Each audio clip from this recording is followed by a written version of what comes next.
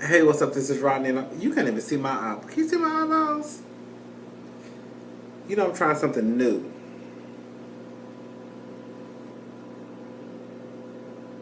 So I wanted to talk about Married to Medicine. It was so much going on Married to Medicine. Not so much going on, but I felt like the clips were like bouncing back and forth like this.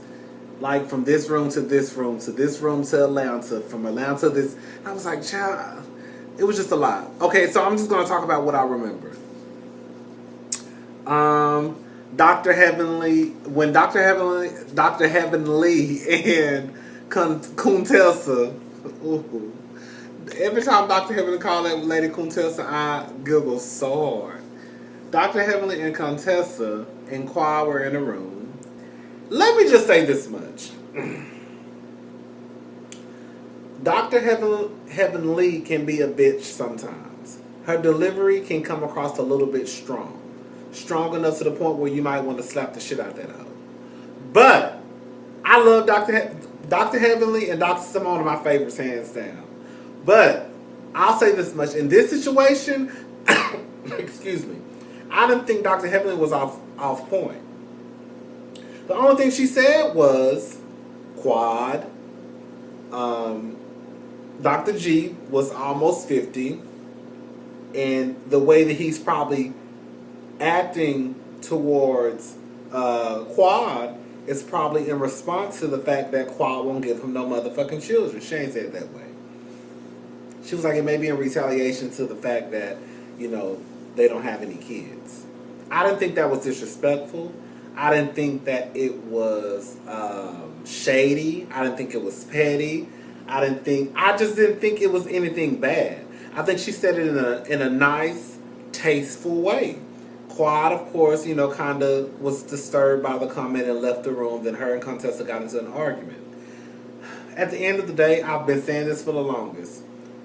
I think part of the reason, I know it's not the full reason, we don't get the full scope of what goes on in these people's marriages. But I think part of the reason is because Quad is playing with this man about having kids. I felt so bad for him when he was at the table with the other house husbands, or whatever you want to call them, the other husbands.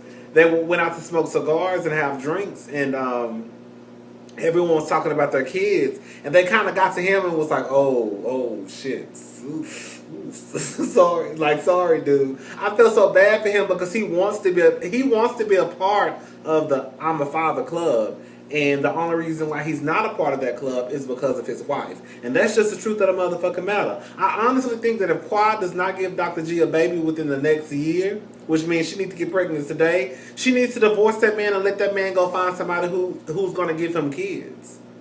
I'm sure this conversation about kids came up before they got married. I think Quad is the one that has flipped the script, and now she's, and nothing. Let me say this: nothing is wrong with not wanting kids. There's nothing wrong with not wanting kids. I think there's something wrong with not wanting kids when you're married and you're stringing along your partner. Like, oh, I want kids. Ooh, child, let me go in here and make sure, make sure I take these birth control or make sure that I take this plan B after he nutted me. Like, I think something is wrong with not being honest, basically, about what you want. That's all it comes down to. But I didn't think that Dr. Heavenly was, distasteful in what she said. It is what it is, bitch. You're not spitting out no children. You not spitting out no children, and your husband is about to slap the dog fuck out of you if you don't give him at least a son or a daughter in about 11 months. So you better get pregnant in the next couple. I don't know. What else? Mariah popped up. I love Mariah. I honestly want Mariah to go to Real Housewives of Atlanta. I think that would be a better fit for her. I really do. She needs to go to Housewives of Atlanta. This is the problem with Mariah. From what I understand, and I believe everything Funky Dineva said, Funky Dineva already told the story about what happened between Quad and Mariah because he was there. I don't feel like going through what Funky Dineva said. Y'all need to go find a video. But I'll say this much. This is where Mariah is at this point. She's done some low shit. And now that she's ready to move on, especially with Quad is like, fuck you, bitch, I don't fuck with you. So it makes Quad look like the person who is, oh, she's holding these ill feelings toward Mariah, and that's not the point. The point is this: when you do something to somebody, it is not up to you to tell them or to feel like, since I'm ready to move on because I'm apologizing to you or because I've apologized to you, that means, excuse me, that you need to be ready to move on too. That's not how it works. Just because you apologize to somebody, and this is for all of us, just because if we do something to somebody, and just because we apologize to that person, does not mean that because we apologize, now they have to accept our apology. They don't have to accept the motherfucking thing. We don't have to accept the motherfucking thing. If I don't fuck with you, and if I'm not ready to...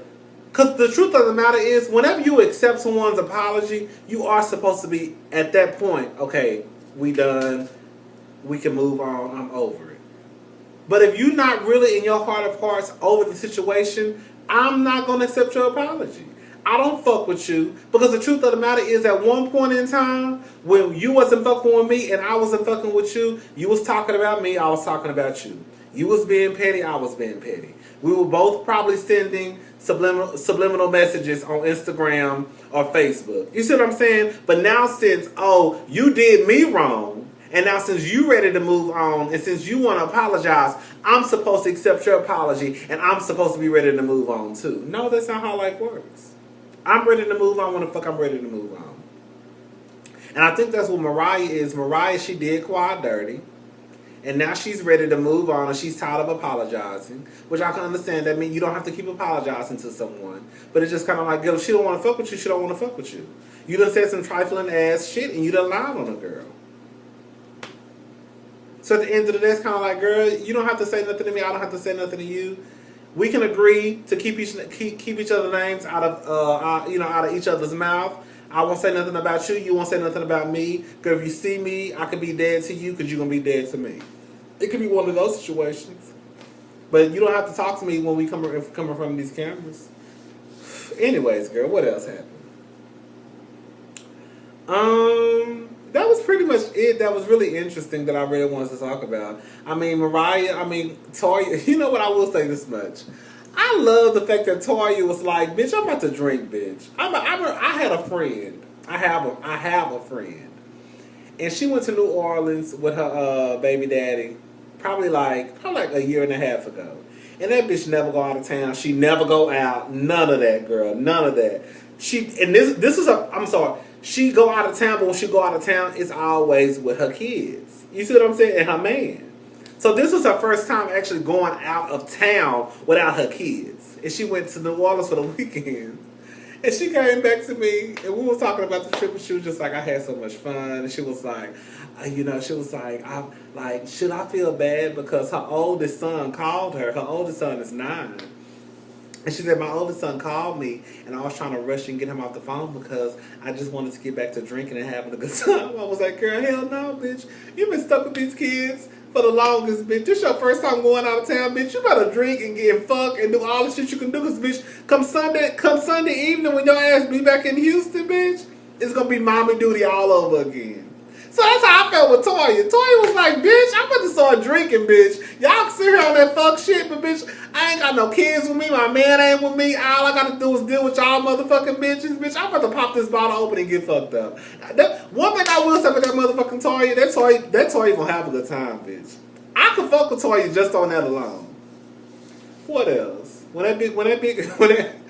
Toya fell down, Toya, you didn't even look like you fell. You look like you slid.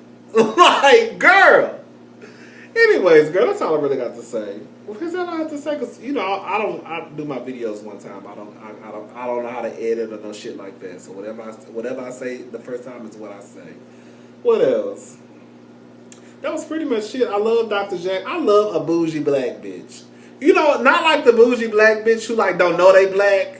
Like, I love a girl like Dr. Jackie, like, girl, I carry my Louis Vuitton purse, I wore my Christian Dior's, I don't do no swamp waters, I don't do no dirt, I don't do none of that shit.